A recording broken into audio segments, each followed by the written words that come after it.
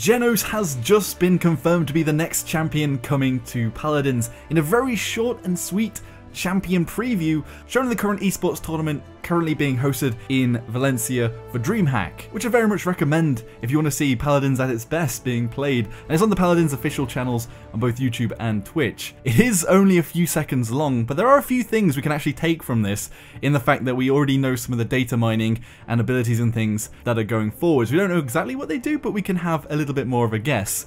This champion is being fully announced on Friday the 21st, which is next Friday, which is a normal patch announcement date, and will hopefully be on the public test server then as well to play around with. The actual champion itself looks like some sort of almost arcane wielder of astral power, as in one hand there's actually a little power of some sort in a ball which actually shows a constellation. Now I don't know whether this is actually a constellation related to anything in the real world or if it's something that's in the Paladins world. I was trying to look through a few of the common constellations but couldn't really find anything. I guess the closest thing is Cassiopeia, maybe pronouncing that wrong. What's actually interesting here is that there's 5 points on this constellation. Now it could be that this is linked to the Astral Mark ability that's been data mined in Smite data mining's files, which says it marks an objective. There's other hints in the data mining as well what this Astral Mark does, because one thing that's shown in the data files is that once you use another ability called Celestial Touch, which seems to have some sort of heal on the ally, as what it says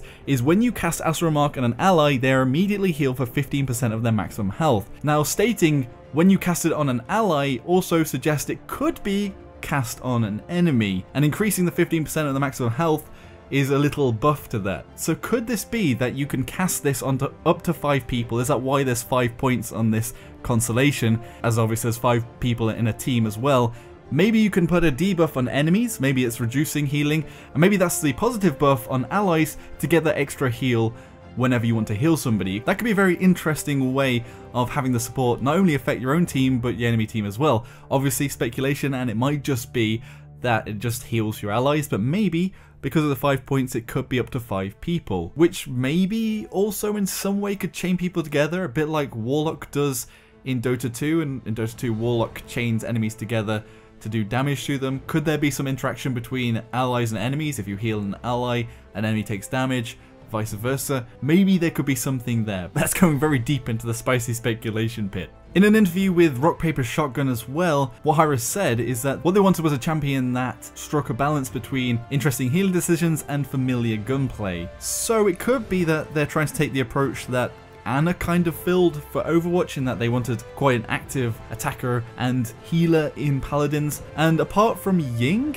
every other healing champion in the game currently is projectile based, and Ying's is a bit weird itself. So it could be they're trying to bring in a more traditional shooting champion here, and the weapon he has seems to be some kind of pistol powered by what appears to be an actual galaxy miniaturized into some form of astral device, which is pretty cool I might add. But it might just act firing out some sort of energy like Lex and Lian do. The other thing was we could see the trace of whatever this astral energy was when it was jumping, and it showed off maybe the light speed part of the skill, which increases your speed a bit like Maeve does. And one of the cards, Space Jam, increases your jump height whilst you're in this light speed card, and obviously in this trailer he's shown jumping upwards. If this trail, this animation goes into the game, not just from the trailer, that could be pretty cool as well. It could make Jenos look very individual, having a big blue trail behind him all the time. Lore-wise, a lot of his regalia and the colouring used, the blue and the gold, look a lot like Lex's colours. Whether or not he has any relation with Lex and their faction, and perhaps they both are some sort of power in the Paladins world at holding peace and order. Maybe he's some sort of keeper of time travel or of astral power on one side, but then again he does have an almost faction banner on his back that's more of a diamond with a circle in the center. It could be that he's something different. But yeah, Jenos definitely looks rather cool, especially with his Sephiroth long flowing white hair. It looks like he's going to have some form of animation and glowing particle effects on his cape as well, as there seems to be glowing parts on his arms and things like that. But also has that mask that almost has owl eyes on it, but reminds me a bit of the masked man in Gundam. Anyway, what does everybody else think about this champion going forwards? Do you think anything different about the abilities? And I'll link in the description of the video I talked in more depth about the cards that Jenos has going forwards and in the data files.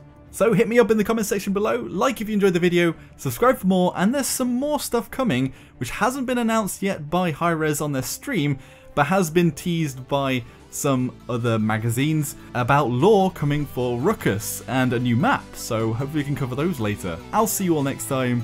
Joshino.